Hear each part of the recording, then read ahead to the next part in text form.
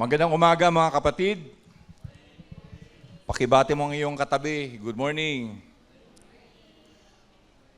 Alam niyo, ako'y nagagalak na napagpasyahan ninyo na gumising sa umagang ito ng maaga, mag-prepare papuntang simbahan, at sumamba sa Panginoong Diyos sa umagang ito. Ngayong umaga at para makasama namin kayo sa pagsisimula ng ating bagong sermon series para sa buwan ng Hunyo. Sa loob ng 4 na linggo ng buwang ito, mga kapatid, pag-uusapan natin ang temang Grace Under Fire, Refined by the Master's Hands. Meron akong tanong, nakaranas na ba kayo ng big time na biyaya galing sa Panginoon? Amen. So pangalawang tanong, nakapagpasalamat ka ba sa Panginoon tungkol dyan? Amen din. Sa totoo lang mga kapatid, mahirap hanapin at bilangin ang mga biyaya at grasya ng Panginoon. Kaya pag pinapalista sa atin yung mga biyaya at mga grasya at mga blessing, nahihirapan tayo kung saan tayo magsisimula. Do you agree with me? Kasi, in fact, we frequently have trouble remembering just how good and gracious God really is. Kasi ang nararamdaman, ang naaalala natin palagi is yung mga experiences na masasama o mga experiences na nagbibigay sa atin ng pasakit at pahirap. Yun yung lagi nating naaalala. Pero yung mga blessing at grasya na nagagaling sa Panginoon, minsan pag pinapalista sa atin yun, nakakalimutan natin kung saan tayo mag-uumpisa. Tama, no? Because in any situation, mas maraming negative na nabibilang kaysa sa positive. 4 months after I was baptized, in the 1990s, my wife Gina was diagnosed to have a thyroid cancer. 4 months after ako nabaptize. Yung aming eldest son during that time was about 3 or 4 years old. And we were relatively young family starting to navigate the realities of life. At nang time na yun, I was a very young Christian. Napakabata pa sa pananampalataya. And then, boom! Came the news from the surgeon coming out from the operating room of the Davao Doctors Hospital na may cancer yung aking asawa. And that was the time also that Don Moen's God is Good song gained so much popularity. Nang lyrics ng kanta na to ay namumutawi palagi sa mga mananampalataya, including me. Kasi napakaganda ng kanta na yun, even during that time that it was released and gained popularity in the praise and worship, even in the Christian settings sa mga evangelical churches. Song like, God is good all the time. He put a song of praise in this heart of mine. God is good all the time through the darkest night. His light will shine. God is good. God is good all the time. It's easy to believe that God is always with us when we are in a season of joy. Amen? It's easy to believe when we are in a season of enjoyment.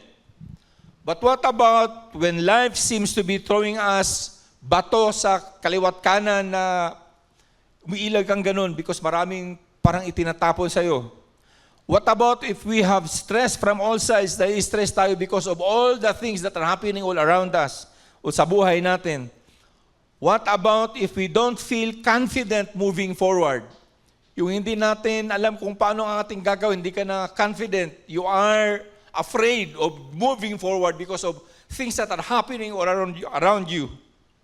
Now, today we will hear the story of a popular man in the Old Testament, in the Bible.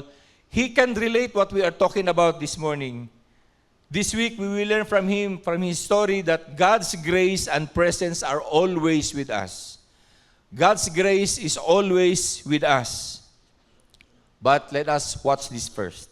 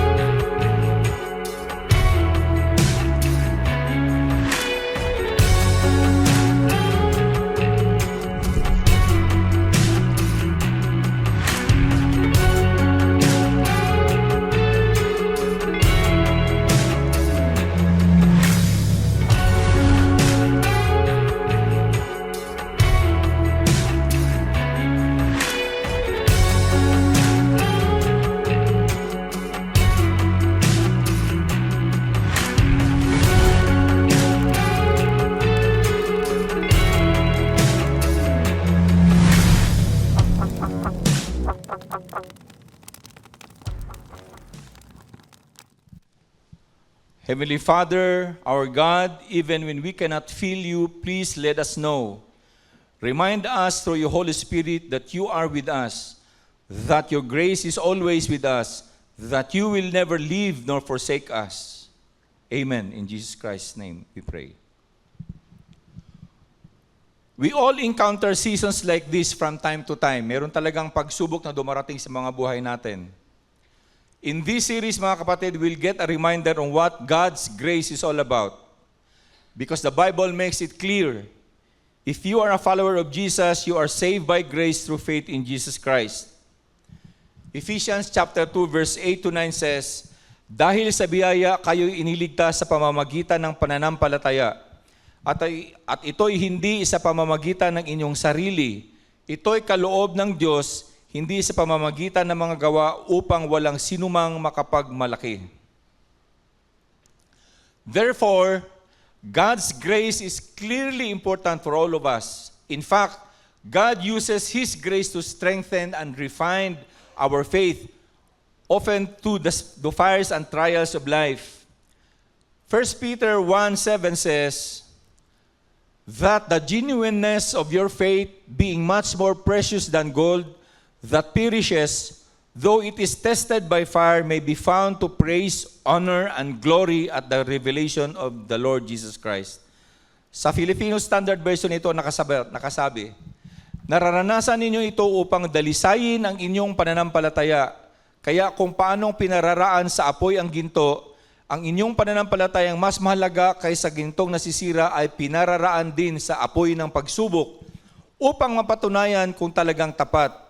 Kung magkagayon, tatanggap kayo ng papuri, kaluwalhatian at karangalan sa araw ng pagpapahayag kay Hesus Kristo.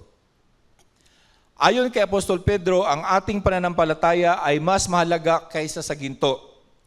Our faith, Peter asserts, is even more valuable than gold. It is a precious commodity that it's worth the struggles and trials of life.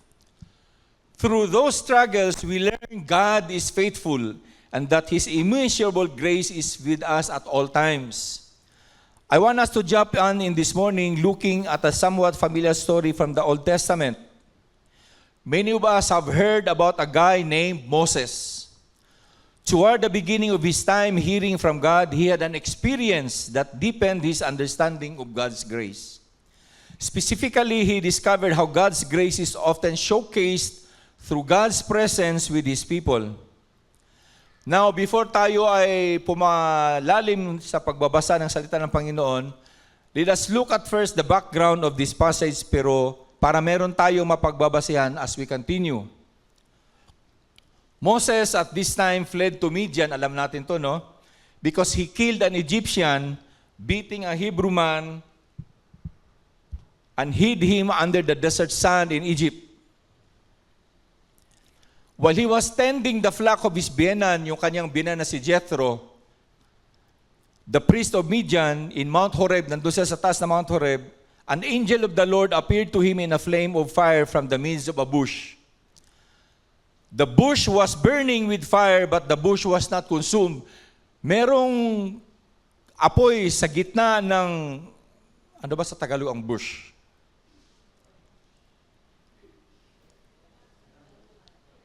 Ha? Damuhan? Hindi, bush is yung maliit na kahoy, no? Maliit na kahoy. Sa loob ng bush na yun, merong apoy pero hindi nasusunog yung bush. Alam natin ang susunod na kwento kasi lagi itong kinikwento at pinag-aralan ng mga bata sa Sunday school. God spoke to Moses and gave him instructions to bring his people out from Egypt and lead them to the promised land. So, let us stand up and let us read Exodus 4, verses 1 to 12. Okay? Exodus 4, verses 1 to 12. Moses answered, "What if they do not believe me or listen to me and say, 'The Lord did not appear to you'?" Then the Lord said to him, "What is that in your hand?" "A staff," he replied. The Lord said, "Throw it in the ground, Moses." Throw it into the ground and Moses threw it in the ground and it became a snake, and he ran from it. Then the Lord said to him, reach out your hand and take it by the tail. So Moses reached out and took hold of the snake, and it turned back into a staff in his hand. This, said the Lord, is so that they may believe that the Lord, the God of their fathers, the God of Abraham, the God of Isaac, and the God of Jacob, has appeared to you. Then the Lord said, put your hand inside your cloak. So Moses put his hand into his cloak, and when he took it out, the skin was leprous. It had become as white as snow. Now put it back into your cloak, he said. So Moses put his hand back into his cloak, and when he took it out, it was restored like the rest of his flesh. Then the Lord said, if they do not believe you or pay attention to the first sign, they may believe the second. But if they do not believe these two signs or listen to you, take some water from the Nile and pour it on the dry ground. The water you take from the river will become blood on the ground. Moses said to the Lord, pardon your servant, Lord. I have never been eloquent, neither in the past nor since you have spoken to your servant. I am slow of speech and tongue. The Lord said to him, who gave human beings their mouths? Who makes them deaf or mute? Who gives them sight or makes them blind? Is it not I, the Lord? Now go, I will help you speak and will teach you what to say. Nakagandang story, no? You can now sit down. God was faithful enough to go with Moses everywhere, anywhere he went, which allowed him to eventually accomplish incredible things for the Lord. Kasi pagkatapos nito, sabi ni Moses sa kanya na Panginoon, Lord, I will not go there if hindi mo ako sasamahan. But through it all, the Lord was with Moses. Imagine, he led 2 million people. And I can just imagine during that time, paano niya ililid yung 2 million people? Ngayon nga, dito sa atin, ang hirap, no?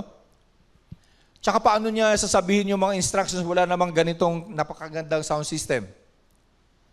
Siguro ang laki-laki ng boses ni Moses, right?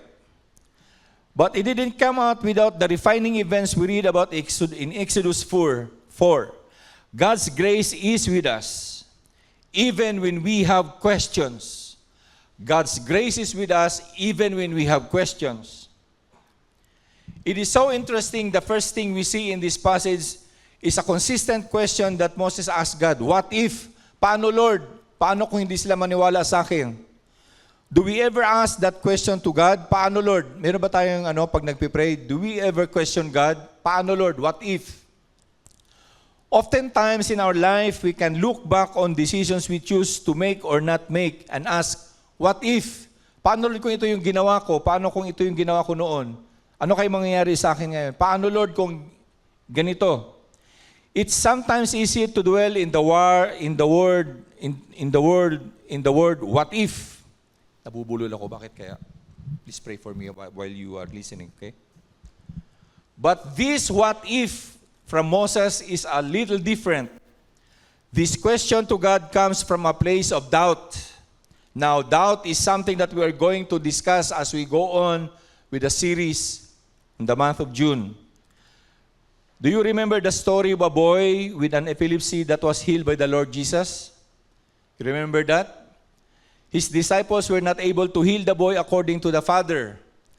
Kaya nung nandun ang Panginoong Jesus, after the transfiguration, the Lord walked, and then many people followed them, and then during that time, his disciples were trying to heal a demon-possessed boy. Ang sabi ng Papa, Lord, hindi kaya ng mga alagad mo na paalisin kung ano ang meron sa aking anak. Kaya ang sabi ng Panginoong Diyos, oh, of you of little faith. So dinala ng Papa yung anak doon sa paanan ng Panginoong Hesukristo.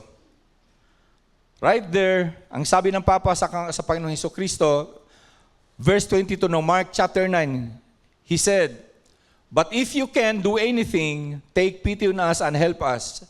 Ang sagot ng Panginoong Diyos, if you can, para sabihin, ako, hindi ko kaya, if I can, said the Lord Jesus Christ, everything is possible for one who believes. Immediately, the boy's father exclaimed, I do believe. Help me overcome my unbelief. And that very moment, the boy was healed. In this profound story, mga kapatid, Jesus encountered a boy who was demon-possessed. He speaks to the boy's father, and eventually the boy's father says these amazing words, "I do believe, but help me overcome my unbelief." May mga times ba na mayroon tayong ganun, mga kapatid, na we ask the Lord, "Lord, ang hina ng aking pananampalataya ngayon, ang hina ng aking paniniwala sa inyo, please help me with my unbelief." Ito'y sinabi ng tatay. It seems God is all right with our questions. Alam niyo, mga kapatid, minsan pwede tayong magtanong sa Panginoon. We can ask Him, "What's happening, Lord? Paano ba to? Ano bang gagawin ko?" Doubt will slip from time to time in all of our lives. Yung pagdududa ay ginagamit most of the time ng ating kaaway to slip it into our lives para tayo ay bigyan ng pagdududa para pahinain yung ating pananampalataya. But God desires that we trust that He is all-powerful and we can trust Him to be with us even when we have questions. Marapang another example dito, mga kapatid, is when the angel Gabriel visits Mary, the mother of Jesus. After telling her that she will give birth to Jesus, Mary says, "How can this be?" She had doubts. She couldn't grasp how this amazing miracle of life would happen through her. Luke chapter 1:38. But eventually, she spoke by faith and proclaimed, "I am the Lord's servant. May it happen to me according to your word." Pero sa umpisa pa lang, nagdududa si Mary, "Paano ito mangyayari, Lord? It can't happen. I'm just 16 years old." But since she has faith in the Lord, sabi niya, "I am the Lord's servant. May it happen to me according to your word." How often do you bring your questions to God? Ilang beses ba natin tinatanong ang Panginoon? Meron ba tayong mga pagkakataon na tinatanong natin ang Panginoon sa nangyayari sa buhay natin? Through the sacrificial love of the Lord Jesus Christ, God has made a way for us to connect with Him through prayer. When that big cloth that is covering the holies of holies in the temple, when the Lord Jesus Christ said, "It is finished," nahati yun, mga kapatid, nahati, signaling us that we can go straight to the Lord, to the Father, and to pray to Him. Gone are the days that we have to go through the high priest o sino man to pray for us. Kaya, meron na tayong karapatan, meron na tayong authority to pray directly to the Father. He opened that door, the Lord Jesus Christ opened that grace for us to talk directly to the Lord. Now, kung meron tayong mga katanungan sa mga buhay natin, huwag tayong matakot. Ask Him. Even Asaph in his Psalms, he's got a lot of questions. Sabi niya, "Bakit umaasenso yung mga wicked? Bakit sila yumayaman? Samantalang ako, ito nananatiling pulubi. Bakit yung mga wicked, ang gaganda ng kanilang mga katawan? Ito ako, meron akong cancer, meron akong high blood, meron akong ano-ano na nararamdaman. Bakit sila wala?" He was asking the Lord, pero hindi nawawala yung kanyang pananampalataya sa Panginoong Diyos. We can tell God what is in our hearts anytime, anywhere, including the questions we have. Pwede natin siyang tanungin. Because He's big enough to handle each of them, showing us grace through every step of the sanctification process. Because God's grace is with us, even if we don't believe it. Even if you don't believe it, God's grace is there. Kaya tingnan mo, the Lord Jesus Christ said, Paul said, it was Paul or is the Lord Jesus Christ said that the Lord gives rain to the wicked and even to the good. Everybody receives the grace of God. So that's why God's grace is with us even if we don't believe it. One of the most beautiful signs of God's grace is that He's willing to reveal Himself to us through an almost unlimited variety of ways and means. Alam niyo, may story, kami ni Gina, di ba? Yun nga kanina sinabi ko. But that story did not end after that conversation with her doctor. There was a long process of medication and therapies that went on. It ensued afterward hanggang makarating kami dito sa Olongapo in 2003. During that time, nababaon kami sa utang mga kapatid. I was just a struggling young engineer going through the development of my career, and yet meron kaming ganitong problema. 4 months after I was baptized, Gina was diagnosed to have cancer. Yung medication na yun, all throughout many years, nabaon kami sa utang mga kapatid. But the Lord used even unbelievers to help us, and yes, His grace was with us. God is willing to show up in miraculous ways in order to get us to the place we need to be. Even if we don't believe it, God's grace still shows up. Moses' initial inquiry toward God has to do with the Israelite people doubting that God ever appeared to Moses in the first place. So the Lord provides 2 different miraculous signs for Moses to perform.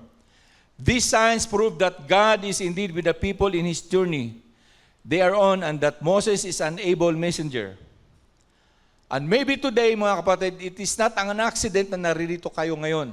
Kaya nga sabi ko, I am glad that you have decided to come over to this place today to worship, because God brought you to this place specifically to hear these words spoken over you, over your life as well. And even you who are worshiping with us online, it is not an accident that you're here.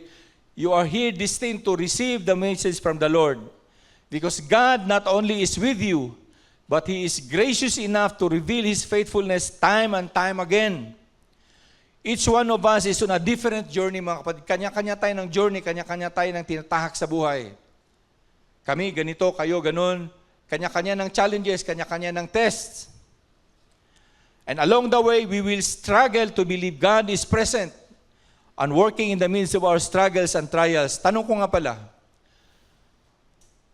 did you claim that promises of God in our last series? Do not be afraid, for I am with you. Do not be anxious, do not be dismayed, for I am your God. I will help you, I will strengthen you, and I will uphold you in my righteous right hand. Sometimes even if we recite that, mayroong bumubulong sa atin dito mga kapatid, huwag ka maniwala dyan, di totoo yan. Tingnan mo buhay mo, ganun pa rin. Pero God's grace is with us even if we don't believe it. Remember that. Each one of us is a different journey, as I've said. It's a human tendency and condition. But when we allow the Holy Spirit to guide us, things begin to change. Bakit ko nasabi yan? Ito ang sinasabi doon sa Romans 8:14, sabi ni Pablo, for those who are led by the Spirit of God, they are the children of God. Those children of God are being led by the Spirit of God, so let us allow ourselves to be led by the Spirit of God. This morning, as you sitting down there, utter a prayer, Lord, guide, Holy Spirit, guide my life, guide me. Sit down in my heart, reign and rule over and take control of my life. You see, if we allow Him to guide us, things will begin to change. When we begin to talk with God about our questions and our doubts, we start to understand how our faith will be strengthened by believing God is for us. He is listening to us and aware of our questions. Sabi nga, before you utter your words, alam na ng Panginoong Diyos yun. Kaya huwag kang mahiya. Before you throw that question, alam na yun. Kaya huwag kang matakot na magtanong. Alam nyo, ito yung problema sa atin. Ito yung lagi... Yung nandun kami sa China ni Gina last week, lagi ang tinasabi sa akin, magtanong nga tayo. Pag ikaw lalaki, ayaw mo. You have that thing na parang, alam ko to. Pero sabi niya, magtanong na tayo. Pero bakit ba ganun tayo? Ayaw nating magtanong. Kung natatawa kayo, because totoo, no? Sabi niya sa akin, ikaw talaga, bakit ayaw magtanong? Ang hirap doon. Kailangan mo ng Google Translate. Ni hao. Mga ganun. Tapos, mahirap makipag-communicate. Tapos, Yung mga marka doon sa sa train station, sa bus station, mahirap talaga. So kailangan magtanong. Pero iwan ko ba, bakit ayaw ko magtanong? Pero pag sa Panginoon, nagtatanong ako. Kaya mga Panginoon, mga kapatid, when we begin to talk with God about our questions and our doubts, we start to understand how our faith will be strengthened by believing God is for us. Because He is listening to us and aware of our questions. He is for us and with us. Moses seeks God's work. Moses sees that God worked through miraculous designs, dalawang miraculous signs, both of which he is told to do himself if the people don't believe his message. Pag hindi daw maniwala sa kanya yung mga tao, dalawang signs na yon, meron pang isang sign nga gagawin. Kukuha siya ng tubig sa Nile at ibuhos doon sa dry ground at magiging dugo. For them to be able to believe that God was with him, God talked to him. But prior to the people even seeing them, God strengthens Moses' faith through these signs. I wonder if God has been working miracles in your life today. And your story, ikaw lang nagtatago ng story na hindi mo sinishare. Kaya nagtanong ako kanina kung naka-receive na ba kayo ng big time na biyaya sa Panginoon. Try to share that to other people. Things that no one else has seen. Holding on to what God does for us in private can make us stronger, but it can also make other people strong. Amen? If you have received grace from God, something that is extraordinary, don't keep it to yourself. Share it. Ito yung nakita ni Moses, ito yung ginawa ni Moses. Nakita ni Moses yung milagro na ginawa ng Diyos. Yung kanyang tungkod, naging ahas. When he touched the tip, yung tail, bumalik ulit sa pagiging tungkod. Amen? Yung kanyang kamay, paglabas na ganyan, leprous, puti, binalik ulit, balik ulit siya doon sa kanyang kulay. Those are two miraculous signs that the Lord told Moses, show that to the people of Israel and they will believe that you are with me, that I have talked to you. So kung meron tayong na-receive, huwag tayong mag-atubili na ibigay at i-share yun sa iba. But even when we don't believe, God is showing us that He's with us. And this is a massive grace to all of us. God shows us that, sa aming dalaw ni Gina, God showed that He is with us always so that when it was my turn to have cancer, I was more prepared and unafraid. In my heart and in my mind, if God healed my wife, it is not impossible that He will heal me too. Amen? So parang ganun lang mga kapatid. Minsan may question tayo, kinesyon ko bakit ako nagkaroon ng ito, sa dami naman ang pwedeng magkaroon nito, bakit ako pa? Ang sagot ng Panginoon, bakit hindi? Why not? And then He reminded me that you have already been prepared because your wife has been healed already. Dalawa kayo na mayroong testimony for me. A living testimony that you could share to people. And that grace has been at work through the years of our lives. Kaya nung ako na ang meron, naalala ko yung sabi ni Sister Vena, wala Sister Vena, no? Nung bumisita na sa ospital, sabi niya, grabe naman to, kami yung bumisita para magbigay ng kalakasan sa pasyente. Kami ngayon itong binibigyan ng kalakasan. Maybe they could feel the grace of the Lord that was there in the hospital, in the room. Na nakita nila sa akin na I was not fearful. I'm still the gregarious Dante that I am. Palatawa, palabiro. Because God has prepared me and to be unafraid of what is happening in my life. In my heart and in my mind, I was really very confident that this will just pass away. Matatapos lang to. And then life will be better after this. Indeed, yes. God's grace is with us even when we don't know what to say. God's grace is with us even if we don't know what to say. Doon sa katapusan ng binasa natin sa passage natin, Moses came to a point where maybe we find ourselves at sometimes na we are lost at a loss of words. Hindi alam ni Moses kung ano sasabihin. Kaya ang sabi niya, Lord, I am not eloquent. Even before na nag-usap tayo, hindi ako marunong magsalita na matatas. Probably Moses meron siyang nag-i-stutter. Yung bulol. Hindi, iba yung bulol. Bulol is Pulyethkath. Parang yung aming apo. What's your name? Daniel, Yuzjan, Pulyethkath. Yan ang bulol. Pero si Moses was stuttering yung before makapagsalita ng isang word, ang tagal. Meron ba kayong utal? Utal. Meron ba kayong na-encounter na ganyan, na pagkasabi mo, go ahead, kaya mo yan, sabi mo. But si Moses sabi niya, nautalo, he is always running out of words. Moses comes to a point where maybe we find ourselves that sometimes we are at loss of words.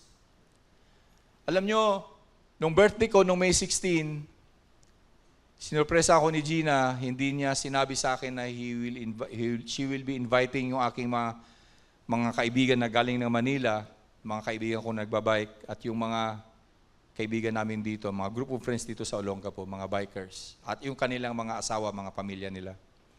It was a pleasant surprise that they were there. So ako naman, although I was preparing already na kung merong pupunta rito, magbibigay ako ng testimony, magbibigay kami ng testimony. So, at the back of my mind, I was already constructing kung ano yung sasabihin ko, anong sasabihin ko. Alam nyo, when I started opening my mouth, nakalimutan ko yung mga words, hindi ko na mabanggit, hindi ko na masabi. But through the grace of the Lord, naipatuloy ko rin naman yung testimony, pero parang kulang.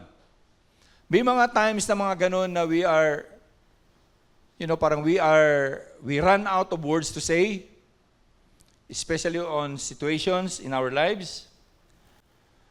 Moses found himself making yet another excuse as to why he isn't able to go and do what God has called him to do. But even if we don't know what to say, God will show His grace by providing the words. He did it for Moses. He did it for Peter and John and the other disciples. You can read that in Acts chapter 4, verse 1 to 13. And He does it for you and I today, to this very day. Have you ever been in a crucial conversation with someone when you needed some comforting or influencing words to speak? Meron ba mga pagkakataon na gano'n mga kapatid, na you want to tell someone and share your faith, and yet nauutal ka, hindi mo masabi, or natatakot ka? Maybe in the lead up to the meeting, you were fearful you wouldn't know what to say or how to say it. Nagpiprepare ka pa lang, natatakot ka na, kinakabahan ka na, paano ko ba ito sasabihin? Ang mga bagay na ganyan, natatakot lang tayo pagka tayo ay sinisingil ng utang. At hindi mo alam kung anong sasabihin mo dahil wala kang pambayad. Pero yung mga bagay tungkol sa kung anong nandun sa puso mo because of the Lord, huwag tayong matakot. Di ba? So, pag hindi natin alam kung anong sasabihin, I hope that we can all agree that the words we speak are extremely important, and that oftentimes we need divine intervention to help us communicate kung ano meron sa isipan natin at sa puso natin. Sabi ng Panginoong Diyos sa Luke chapter 12, verse 12, sabi niya, the Holy Spirit will teach you at that time what you should say. Meron pala tayong mag-guide sa atin kung anong sasabihin natin. The same Holy Spirit that was with Moses many, many years ago. Because God's timing is perfect. When we most need the words, God will give us the words we need.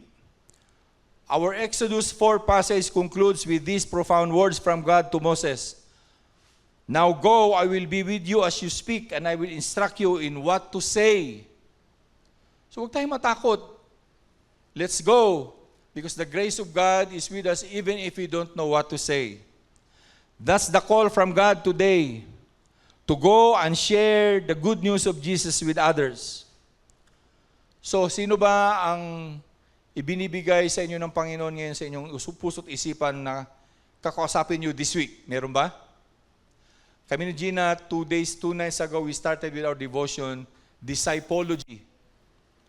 And then din namin namalayan na doon pala may instructions pala doon na kailangan naming maghanap ng isa or dalawa na mga kasama sa pagbabasa ng mga salita, and then to ask them about and to tell them about the Lord Jesus Christ. So that kagabi, pinag-pray namin kung sino yung makakausapin namin this week.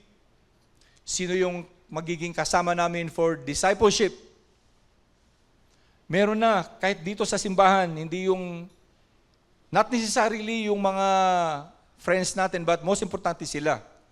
But dito sa atin, merong nangangailangan ng discipleship dito. Taas ang kamay na hindi nangangailangan ng discipleship. If you need discipleship, let me see your hands. Wala rin lahat, wala. Grabe. Lahat tayo nangangailangan, mga kapatid, even me. We need someone who will teach us. We need someone to bring us the Word of God. Yung kanilang experience to share to us. Kaya kung meron kayong big time na grasya na natanggap sa Panginoon, huwag kayong mag-atubili na i-share yun. Kaya maghanap tayo ng isa or dalawa na mai-share yun, and then the Lord will make the words flow from our mouth and to share the gospel and to share the good news. Because the grace of God is with us even if we don't know what to say. Even if we don't believe it. His grace is with us. Klarong-klaro yun. Today, we get a glimpse in the early life on the growing faith of Moses. The same man who had doubts, who was scared and who could not grasp God's own words. Hindi niya kayang mag-grasp na kaya siyang gamitin ng Panginoong Diyos. This is the same Moses listed in the Hall of Faith found in Hebrews 11. Hebrews 11, chapter 24, verse 28 says, and I'll read this to you. By faith, Moses, when he had grown up, refused to be known as the son of Pharaoh's daughter. He chose to be mistreated along with the people of God rather than to enjoy the fleeting pleasures of sin. He regarded disgrace for the sake of Christ as of greater value than the treasures of Egypt, because he was looking ahead to his reward. By faith, he left Egypt, not fearing the king's anger. He persevered because he saw him who is invisible. By faith, he kept the Passover and the application of blood so that the destroyer of the firstborn would not touch the firstborn of Israel. I can only imagine, mga kapatid, if Moses were here today with us, I would imagine na sasabihin niya, alam nyo, mga kapatid, if not for the grace of God, I will not be able to lead the people of Israel. If not of the grace of God, I will not be able to speak to Pharaoh. If not of the grace of God, I will not be able to see the miracles that God has performed through me. You see, God can perform miracles through us. We will never able to see those miracles if we will not let ourselves be used by the Lord. Because He is calling us to be used because His grace is with us. That's the reason why we have that series last month. Do not be afraid, for God is with you. Do not be afraid because He is our God. I am your God. I will help you, I will strengthen you, and I will uphold you in my righteous right hand. That's the grace of God being with us always. Mga kapatid, huwag tayong maging komportable. Moses was an ordinary man like us. But he was an amazing human, but he was still just human like us. The same kind of human you and I are. He was a broken, fallible, sinful human who was saved by the grace of God. Amen?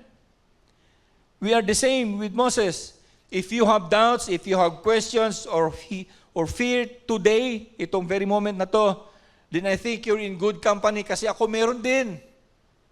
Lord, kaya ko ba to? Mag-isa ako ngayon na pastor ng ABCC. Kaya ko ba to moving forward? Baka hanggang pulpit ministry lang, baka hindi ko na kayang gawin yung pastoral care. So I need your help. Let us not be afraid because God is with us. Amen? And I'm really thankful for the Lord na Brother June has been stepping up sa kanyang ministry.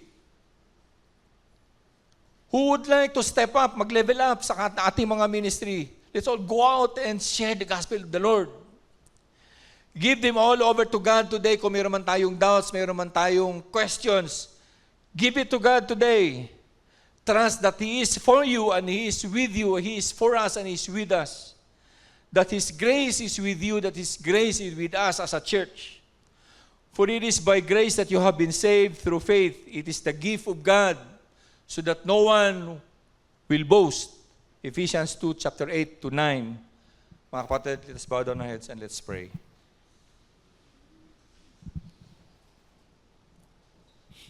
Lord, bawat isa sa amin sa umagang ito, Lord, ay mayroong pagdududa sa aming mga sarili.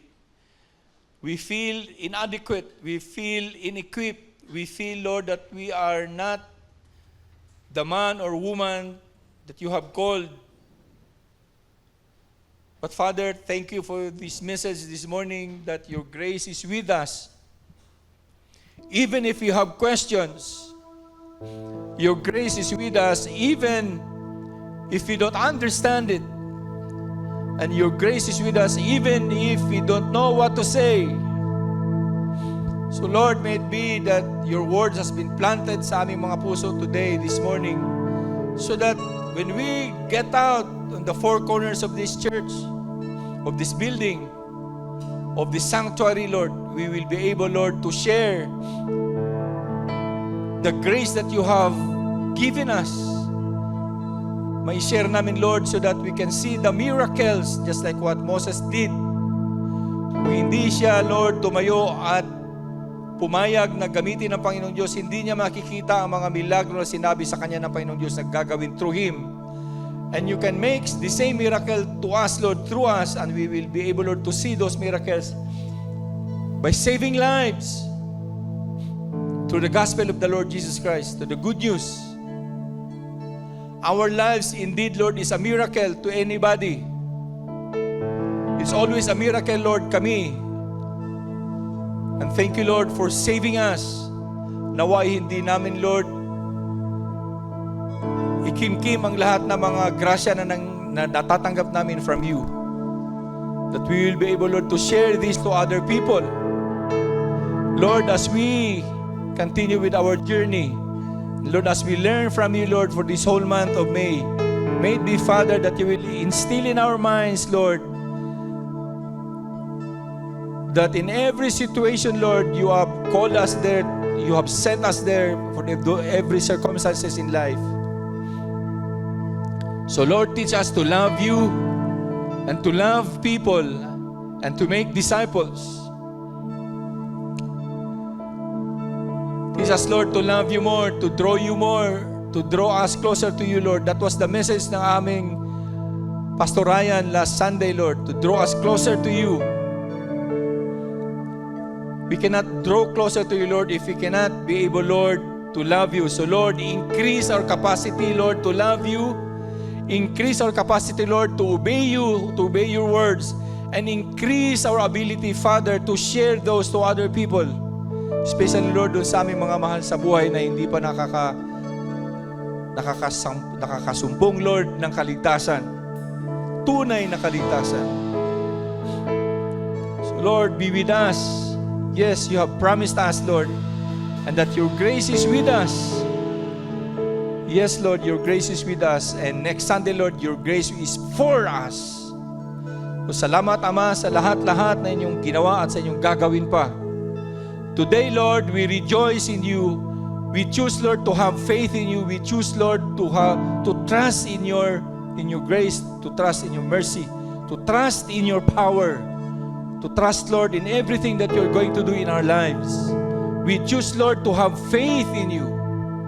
We choose, Lord, to worship you in our lives, to give you honor and praise and glory, and for you, Lord, to be magnified in our lives. We choose you, Lord, to be in this church, to worship you this morning and to listen to your words. And we choose, Lord, to be alive in the Lord Jesus Christ. We choose, Lord, to be with you. We choose, Lord, to love you. Maraming salamat, Ama. In Jesus' name we pray. And everybody will say, Amen and Amen.